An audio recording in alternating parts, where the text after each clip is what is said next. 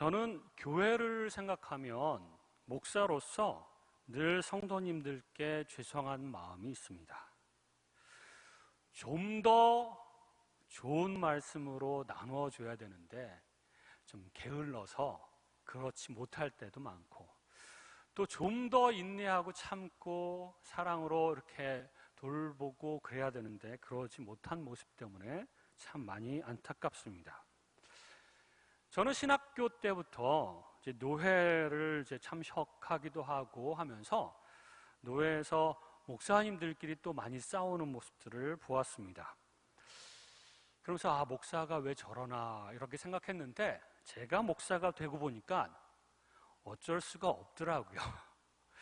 죄인인, 그리고 죄성이 내 안에 있기 때문에 참 어쩔 수가 없구나 이런 생각을 하고, 종종 나는 목사가 맞나? 이런 생각까지도 할 때가 있습니다. 왜 그러는 걸까요? 또한 교회에서도 여러 가지 문제들과 분란이 많습니다. 하나님의 교회라고 하는 곳이 왜 그래야 되는 걸까요? 하나님이 살아계시고 하나님이 통치하고 계시다면 왜 이런 일이 일어나는 것일까요? 또 세상 사람들은 우리 교회를 가리켜 이렇게 얘기를 합니다.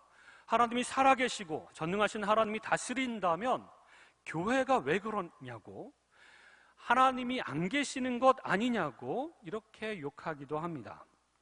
또한 우리가 세상을 바라볼 때에도 불의한 일들이 참으로 많이 일어나고, 강한 자가 약자들을 억압하고 괴롭히면 하나님 뭐 하십니까? 정의로운 하나님께서 그 악한 사람들을 싹 쓸어버리시지 그냥 놔두고 보십니까? 이렇게 생각할 때가 있습니다. 또 다른 측면에서 신자들은 개인적으로 중한 병이 들거나 재정에 심각한 문제가 있거나 아니면 자녀 혹은 손녀, 손자들의 문제들이 있으면 하나님 도와주십시오, 문제를 해결해 주십시오, 축복해 주십시오, 날마다 기도합니다. 그런데 어느 때는 기도를 아무리 해도 하나님께서 뭔가 역사하시는 것 같지 않을 때 종종 우리 안에서도 의심의 싹이 이렇게 올라올 때가 있습니다. 하나님이 안 계신 건 아닐까? 믿음이 연약한 사람들은 그렇게 생각하기도 합니다. 하지만 믿음이 강한 사람들은 하나님은 분명히 계셔, 하지만 나를 사랑하시는 건 아니지 않을까? 왜 내 기도만 안 들어주시고, 다른 사람들은 기도를 참 많이 잘 들어주시는데 하나님이 통치하고 계신 것이 맞는가? 이런 생각을 할 때도 있습니다. 예수님이 오시기 전에 유대인들도 동일했습니다. 자기네 나라는 하나님 나라라고 생각을 하면서 하나님이 다스리는 것을 알았지만, 예수님이 오시기 전 400년 동안 이스라엘은 대제국들의 식민지 역할을 했습니다. 바벨론한테 점령을 당하고, 페르시아한테 점령을 당하고, 마게도니아한테, 그리고 예수님 당시에는 로마 제국까지 점령을 당하면서 착취당하고 유린당하고 고통을 받으면서 울부짖으면서 기도했습니다. 그래서 이스라엘에 가면 통곡의 벽이라고 하는 것이 있습니다. 그래서 이스라엘 남자들이 다 그곳에 가서 통곡하면서 하나님 앞에 오랫동안 기도를 했습니다. 아마 예수님 오시기 전에도 계속해서 그런 기도를 했을 것입니다. 1년 동안 괴로움을 당해서 그것을 가지고 울부짖으면서 기도를 했을 때 이 정도면 하나님께서 역사하실 만도 한데 1년을 기도해도 하나님이 역사하지 않습니다. 이스라엘 형편은 동일합니다. 2년을 기도해도 10년을 기도해도 100년 동안 기도해도 아무런 변화가 없습니다. 얼만큼 기도했을까요? 400년 동안을 기도합니다. 400년 동안 이 네 제국의 지배를 받으면서 수없이 많은 고통을 당하고 많은 사람들이 기도하고 기다리다가 죽어갔습니다. 세대가 흐르고 또 다른 세대가 이어지면서 이 기다림은 계속됐습니다. 하나님, 메시아라도 보내주십시오. 구원자라도 보내주십시오. 그래서 우리나라를 구원하고 그리고 강력한 나라로, 평화로운 나라로 만들어 주십시오. 기도를 했습니다. 그런데 400년 동안 아무런 일도 없이 고통은 계속됐습니다. 400년 정도를 기도하고 있었을 때에 예수님이 오셔서 많은 사람들에게 이렇게 선포를 합니다. 오늘 읽은 본문의 말씀처럼 하나님의 나라가 가까이 왔다라고 선포를 하는 겁니다. 이 말은 조만간 올 것이다가 아니라 여기 지금 와 있고 너희들 가운데 임했다라고 얘기를 하는 것입니다. 구약에서 오랫동안 예언했던 하나님의 약속이 이루어졌다는 것입니다. 좋은 소식, 복음이죠. 인간의 반역과 죄악으로 타락한 세상에 하나님이 오셔서 통치하는 것, 그래서 모든 것이 다시 바로 잡히는 것, 그것이 바로 그들이 꿈꾸고 기다렸던 것입니다. 그것이 바로 복음이죠.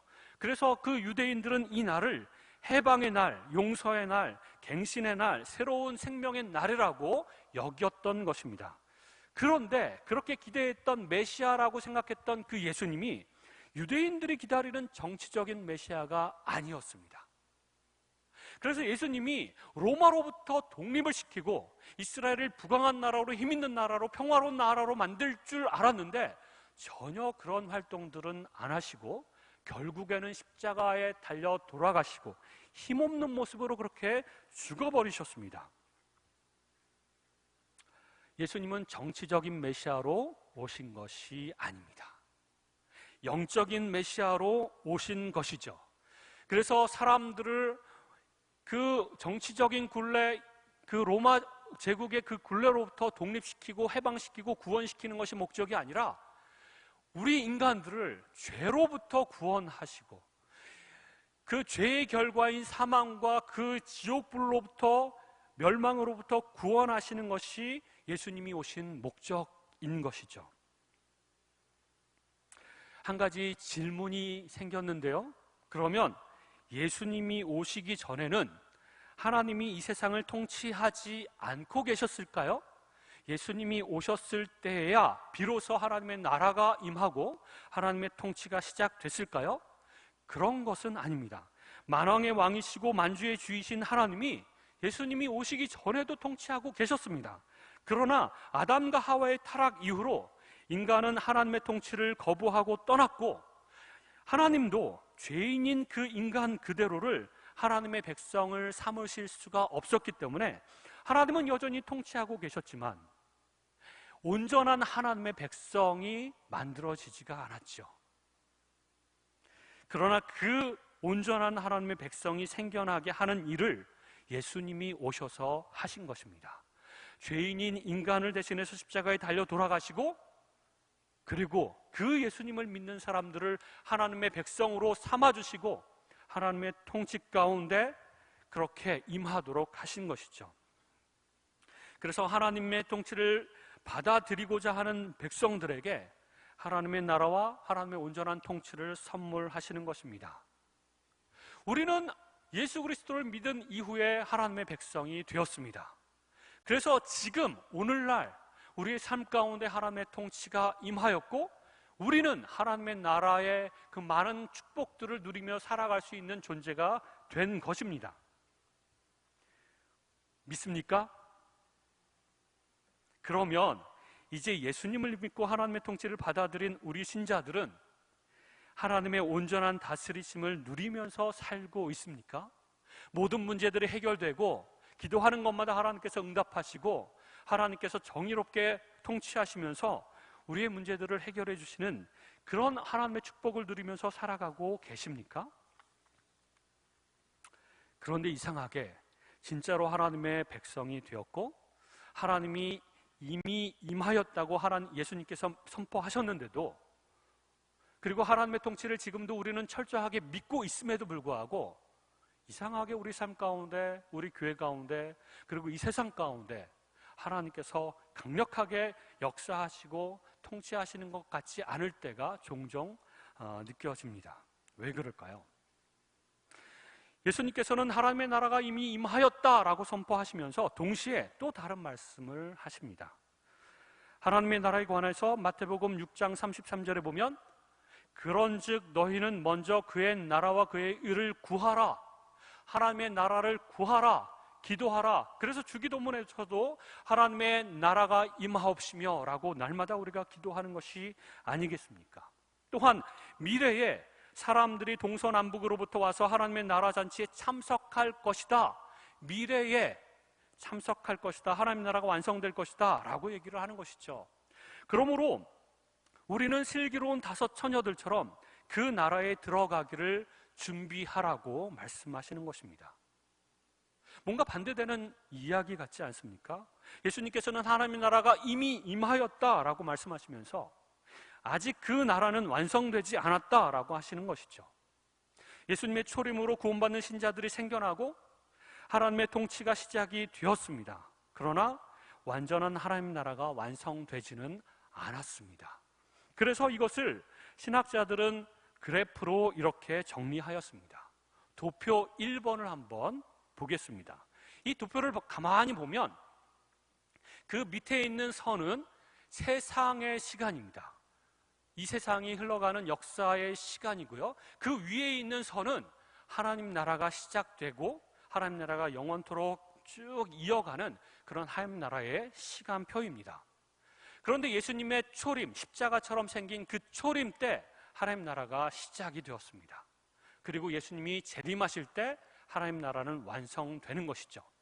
그 완성될 때에 이 세상의 시간은 종말을 구하고 사라지게 될 것입니다. 그리고 하나님의 나라만 계속 영원토록 지속이 될 것입니다. 우리 신자들은 지금 어디에 살고 있느냐 하면 바로 저 네모 박스 안에 살고 있습니다. 이미 하나님의 나라가 임하였는데 하나님의 나라가 완성되기까지는 시간이 있고 그 시간을 임시적인 시간이라 얘기를 하고 있습니다. 우리 신자들은 그 하나님 나라의 임시적인 시간에 살고 있기 때문에 여전히 하나님의 통치는 이루어지고 있고 여전히 우리는 하나님의 통치를 받아 누려야만 하면서도 동시에 죄악된 이 세상에서 살아가고 있다는 겁니다. 그러므로 임시적인 하나님 나라를 살고 있는 우리는 세 가지를 기억하고 오해를 하면 안 됩니다. 가끔 오해를 하면 이해가 안 될 때가 참으로 많습니다. 유대인들처럼 이스라엘 나라 자체가 하나님 나라다라고 생각을 하면 큰 오해가 발생하는 것이죠. 우리 교회도 하나님 나라다라고 생각하면 오해하기 쉽습니다. 어떻게 하나님의 교회가 이럴 수가 있느냐라고 생각하면 이해가 안 되는 부분이 많죠. 하나님의 백성인 내가 어떻게 이럴 수가 있느냐라고 생각하면 이해하지 못하는 부분이 참 많습니다. 그러므로 우리는 세 가지를 기억해야 됩니다. 첫 번째는 하나님이 살아계시고 다스리고 있지만 이 세상이 왜 이렇게 무법천지인가? 그것은 바로 임시적인 성격 그 안에 있기 때문에 그렇습니다. 악한 일들이 계속되는가? 하나님이 두 눈 이렇게 뜨고 보고 계시면서 그 모든 것들을 다 컨트롤하고 계시는데 왜 악한 일들이 계속되는가? 이 질문도 이 도표를 통해서 이해할 수가 있습니다. 이 사이에서는 하나님의 통치도 있지만 여전히 사단도 활동하고 있기 때문에 그렇습니다. 이 기간 동안에는 나도 하나님의 백성으로서 성령 하나님께서 내 속에 들어오셔서 역사하시고 계시지만 여전히 나는 불완전한 존재로 죄성이 우리 안에 있고 그리고 내 마음대로 하고자 하는 그 욕망이 우리 안에 있다는 것을 기억할 필요가 있습니다. 그러므로 우리는 어떻게 기도해야 될까요? 하나님, 저를 다스려 주십시오. 그리고 이 세상을 다스려 주십시오. 라고 기도하는 것이 필요합니다. 두 번째 기억해야 될 것은 나는 왜 이 모양 이 꼴인가? 예수 믿고 성령님께서 내 안에 계시는데도 라고 생각하면서 동시에 예수 믿는 사람들이 모여있는 이 교회는 왜 이 문제들이 참으로 많은가? 라고 생각할 때 오해를 하면 안 됩니다. 이것이 종말에 이를 때까지 자연스러운 모습입니다. 하나님이 통치하시면서도 동시에 사탄도 역사하고 있다는 것입니다. 하나님이 통치하시면서도 여전히 내 의지와 내 마음대로 하려고 하는 경향성이 내 안에 있기 때문에 그렇습니다. 그렇지만 우리는 소망이 있습니다. 우리는 성령 하나님의 도우심으로 계속해서 성장할 수가 있다는 겁니다. 변화될 수가 있다는 것입니다. 교회도 마찬가지입니다. 하나님께서 역사하시기 때문에 많은 문제들을 안고 있지만 여전히 교회도 계속해서 성장하고 변화될 수가 있다는 것입니다. 지금 눈에 보이는 가시적인 교회 안에는 신자들과 불신자들이 섞여 있습니다. 누가 불신자인지는 정확하게 우리는 잘 모릅니다. 하지만 알곡과 가라지가 섞여 있습니다. 그러므로 문제가 많이 일어날 수 있습니다. 또한 초대교회부터 지금까지 이 교회 안에는 거짓 선지자와 거짓 교사들과 이단들이 섞여 있습니다. 그러므로 성경에서도 끊임없이 경고를 하고 있습니다. 무슨 교회들이요, 그 너희 안에 있는 거짓 교사들, 거짓 선지자들, 거짓 사도들을 쫓아내라, 이렇게 명령하고 경고하고 있는 것이죠. 그러므로 교회는 많은 문제들이 있을 수밖에 없는 공동체라는 것입니다. 게다가 진정 거듭나고 영적으로 거듭나고 성령 하나님 우리 속에 들어와 있는 신자라고 할지라도 완전하지가 않습니다. 그래서 많은 문제들을 만들어내고 있는 것이죠. 게다가 우리 교회 안에서 성숙하고 영적으로도 인격적으로도 성숙한 사람일지라도 100% 하나님처럼 완벽하지가 않습니다. 그런 사람들일지라도 실수를 하고 잘못을 범할 수가 있다는 것입니다. 그러므로 교회 안에 문제가 많은 것은 당연합니다. 그러므로 우리는 교회가 하나님의 나라다라고 하는 어떤 공식을 생각해서는 안 됩니다. 그건 오해입니다. 교회는 하나님 나라가, 하나님의 통치가 있으면서도 동시에 그런 여러 가지 문제들과 사단이 교회 안에서도 역사할 수 있다는 것을 인정할 필요가 있습니다. 그리고 우리가 연약하기 때문에 그것을 위해서 늘 기도할 필요가 있습니다. 하나님, 내가 참 신자는 맞지만 연약합니다. 죄인도 맞습니다. 그러므로 하나님, 나를 고쳐주십시오. 내 속에서 있는 소용돌이 치고 있는 부정적인 감정들도 하나님 붙잡아 주십시오. 미움과 분노와 수없이 많은 그 부정적인 감정들을 하나님 내려놓게 하여 주시고, 사랑과 평화와 기쁨의 감정들로만 가득 채워주십시오. 그렇게 계속해서 기도할 필요가 있습니다. 우리 교회 공동체를 위해서 기도할 때도 마찬가지입니다. 하나님, 교회 공동체 지금 너무나도 약합니다. 여러 가지 문제가 있습니다. 하나님 도와주십시오. 하나님 통치해 주십시오. 다스려 주십시오. 이끌어 주십시오. 라고 기도하는 것이 필요합니다. 우리 두 번째 한번 도표를 보겠습니다. 이것은 신앙 성장 그래프인데요, 첫 번째 가라고 써 있는 그래프처럼 우리의 신앙은, 우리의 성화는 저렇게 일직선으로 쭉 성장해 나가는 것이 아닙니다. 계속 저렇게 성장하면 얼마나 좋겠습니까? 하지만 그렇지 않습니다. 우리의 신앙 성장 그래프는 두 번째 나라고 하는 그래프에 가깝습니다. 성장하고 믿음으로 성장하고 은혜 받아서 성장하고 변화되고, 내가 그래서 술 담배도 끊고 믿음으로 생활하려고 노력하고, 그래서 정말 잘 성장해 나갑니다. 그러다가 뚝 떨어집니다. 어느 순간 시험 받아서 혹은 상처를 받아서 떨어지기도 하고, 영적인 교만 때문에 뚝 떨어지기도 하고, 여러 가지 문제와 이런 시험을 받으면서 그 믿음으로 그것을 잘 대처해 나가지 못할 때 또 떨어집니다. 그럴 때라도 실망하지 마십시오. 그것을 통해서도 하나님은 역사하십니다.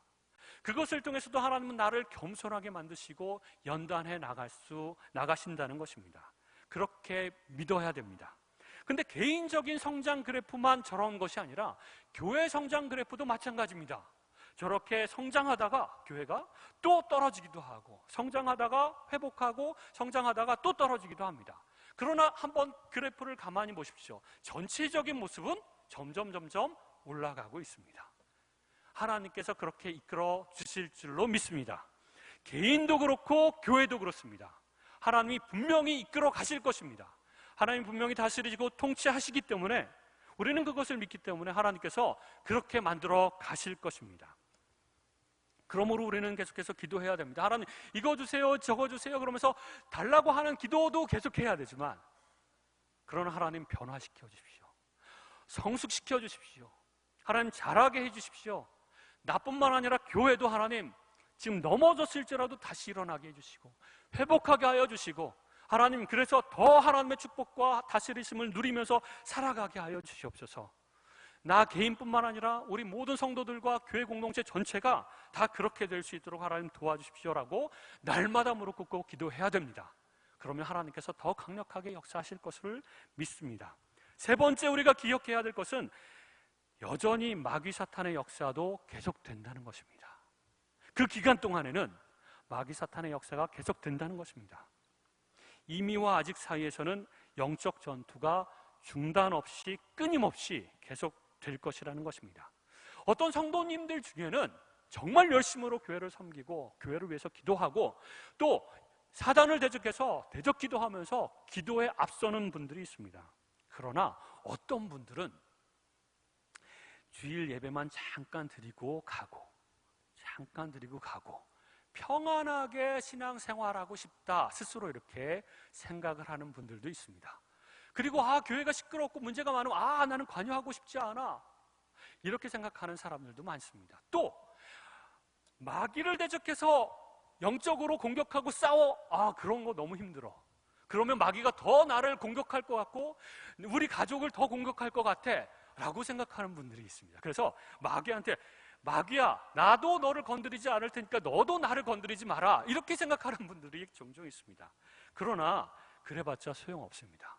마귀를 우리가 대적해서 기도하고 영적으로 싸우지 않더라도 마귀는 우는 사자처럼 삼킬 자를 두루 찾아다니며 우리를 공격하고 파멸로 이끌기 위해서 우리를 이끌어갈 것입니다. 그러므로 공격이 최선의 방어인 셈이죠. 그러므로 우리 교인들은 한 명도 빠짐없이 다 영적 전투에 임해야 됩니다. 싸워야 됩니다. 마귀를 대적해야 됩니다. 그것들을 위해서 기도하고 명령해야 됩니다.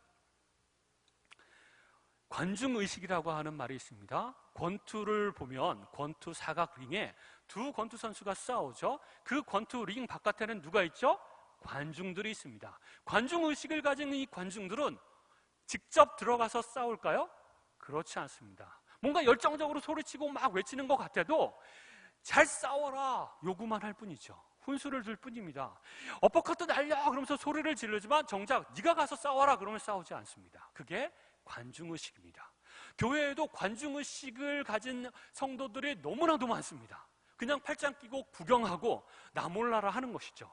내가 교회를 위해서 기도해야 되고 내가 영적으로 싸우고 사단에 대적해 그 귀신들에 대적해서 싸워야 되는데 기도해야 되는데 목사나 누구 열심히 있는 사람들 몇몇 사람들한테만 싸우라고 하고 잘 싸우지 못하면 왜 그렇게 싸우지 못하냐고 왜 그렇게까지밖에 못하냐고 전도도 마찬가지입니다. 자기가 전도하고 막 그래야 되는데 왜 사역자들이 전도도 안 하고 왜 우리 교회는 그러냐고 불평하고 이렇게 평가만 하는 사람들이 있습니다. 관중의식입니다. 관중의식을 우리는 버려야 됩니다. 모든 신자들이 하나의 마음으로 열심으로 최선을 다해서 기도하는 것이 필요합니다. 사단이 역사하고 있기 때문에 그렇습니다. 그렇다면 우리는 누구랑 싸워야 될까요? 에베소서 6장 12절은 우리에게 좋은 가르침을 주고 있습니다. 에베소서 6장 12절은 우리의 씨름은 혈과 육을 상대하는 것이 아니요 통치자들과 권세자들과 이 어둠의 세상 주관자들과 하늘에 있는 악의 영들을 상대함이라. 여기서 말하는 혈과 육은 사람들을 가리키는 것이고 통치자들과 권세자들과 이 어둠의 세상 주관자들과 하늘에 있는 악의 영들은 전부 다 사단과 그 사단의 세력들 그리고 그 졸개들을 의미합니다. 여기서의 통치자들과 권세자들은 세상 정치 통치자들이나 권세자들을 의미하는 것이 아닙니다. 그러므로 이 말씀은 우리가 사람들을 향해서 싸우는 것이 아니라 그 뒤에서 조정하고 있는 사단의 세력과 싸워야 된다라고 하는 것을 가르쳐주고 있습니다. 그런데 우리는 자꾸 사람들하고 싸웁니다. 집안에 있는 사람들과 싸우고요, 교회에 있는 사람들과 싸웁니다. 세상 직장에서는 직장에 있는 사람들과 싸웁니다. 그리고 그 사람들을 향해서 저주의 기도를 할 때도 종종 있습니다. 그러나 우리는 잊지 말아야 될 것은 우리의 싸움의 대상은 영적인 세력들에 대한 것입니다. 게다가 우리의 영적 전투는 금방 끝나는 것이 아닙니다. 우리가 죽을 때까지 계속될 것입니다.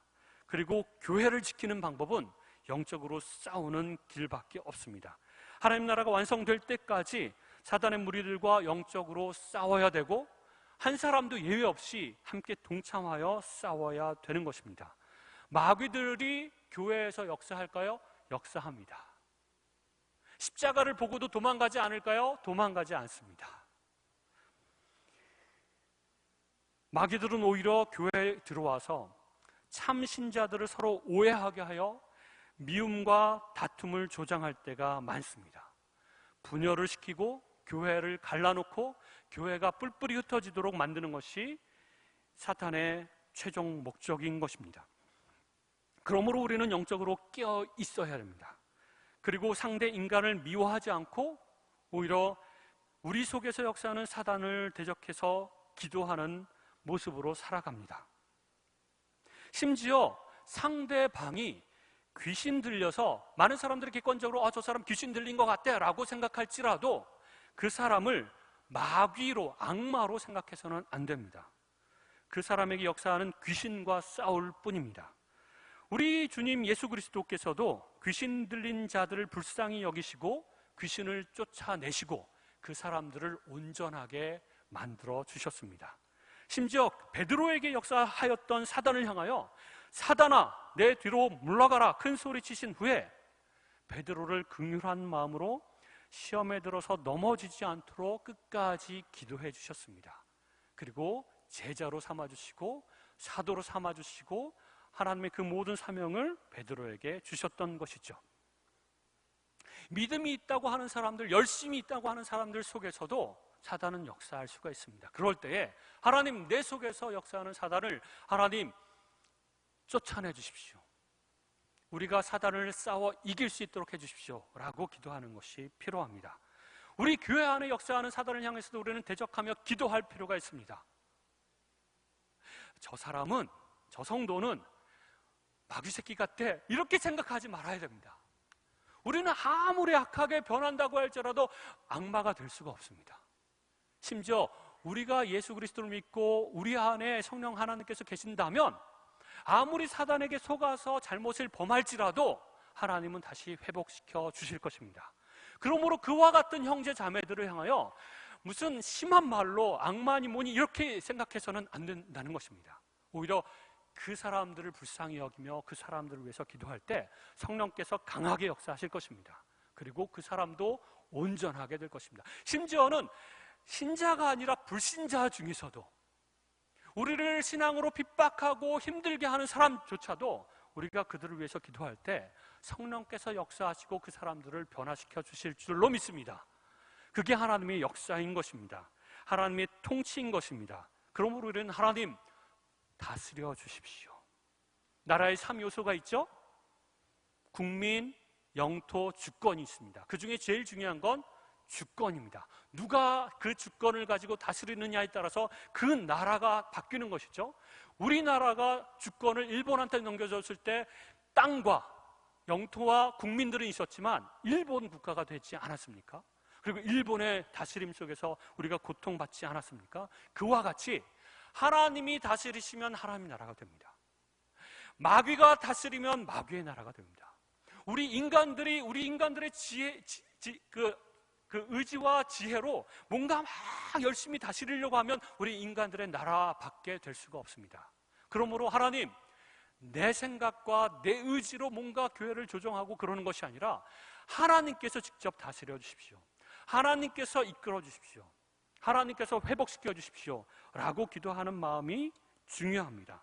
그랬을 때 우리가 모두 주권을 하나님께 드리고 하나님께 통치권을 위임할 때 하나님이 역사하십니다. 하나님이 강력하게 역사하십니다. 그럴 때 우리 교회는 넘어졌더라도 다시 회복될 겁니다. 그리고 건강하게 다시 성장 그래프를 그려나갈 것입니다. 그러니까 하나님께서 우리를 사랑하시고 붙들고 계시기 때문에 우리는 그것을 믿기 때문에 하나님께 그렇게 통치권을 드려야 됩니다. 이 교회 안에서 이상한 사람 많다고 이상하다고 생각하지 마십시오. 당연합니다. 자연스럽습니다. 마귀가 돌아다니고 역사한다고 그래서 문제를 계속해서 만들어낸다고 이상하게 생각하지 마십시오. 이 교회가 하나님의 교회인데도 그렇게 생각하지 마십시오. 그럴 수 있습니다. 지금은 하나님의 임시적인 성격 안에서 우리가 살아가고 있기 때문에 그렇습니다. 그렇지만 우리가 하나님의 통치를 더 구할 때에 우리는 하나님의 통치를 더 경험하게 될 것이고 온전한 모습으로 우리 개인도 우리 교회도 성장하게 될 것을 믿습니다. 기도하겠습니다. 하나님, 우리가 온전히 하나님의 백성이며 우리 교회가 하나님께서 다스린다고 하는 것을 우리가 전적으로 믿지만 그럼에도 불구하고 우리가 임시적인 하나님의 나라 안에서 살아가고 있기 때문에 하나님, 여러 가지 문제가 있을 수밖에 없다는 것을 인정하게 하여 주시고 그럴 때일수록 더욱더 하나님의 통치를 구하며 하나님의 통치에 우리가 순종하며 나아가는 백성들이 될 수 있도록 하나님 우리를 붙들어 주시옵소서. 그랬을 때 하나님, 우리 개인이 넘어졌을지라도 하나님께서 붙들어 주시며 다시 성장 그래프를 그리게 하여 주시고, 우리 교회가 비록 넘어졌을지라도 다시 한번 하나님께서 회복시켜 주시고, 하나님께서 다시 한번 성장 그래프를 그리며 건강한 교회로 계속해서 하나님의 그 축복 가운데 성장할 수 있도록 하나님 그렇게 인도하여 주시옵소서. 그것을 위해서 온 교인이 영적으로 깨어서 기도하게 하여 주시고, 하나님 서로를 미워하는 그런 마음보다는 하나님 이 교회를 사랑하는 마음으로 하나님께 하나님 그 주권을 드리고 하나님의 통치권을 드리며 하나님께만 기도하는 저희들 될 수 있도록 인도하여 주시옵소서. 하나님 감사드리며 예수 그리스도의 이름으로 기도하였습니다. 아멘.